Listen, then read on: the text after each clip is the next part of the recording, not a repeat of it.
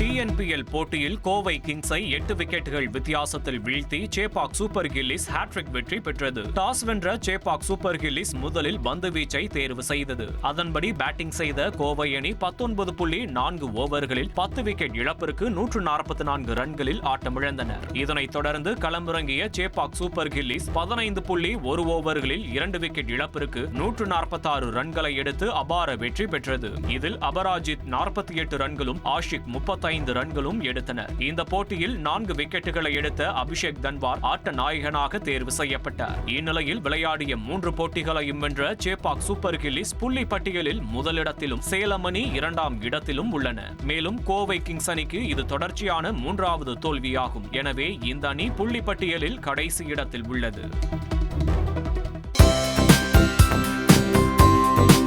தந்தி டிவியை உங்கள் cable TV ஆபரேட்டரிடம் இலவசமாக கேட்டு பெறுங்கள். செய்திகளை உடனுக்குடன் தெரிந்து கொள்ள உடனே சப்ஸ்கிரைப் பண்ணுங்க.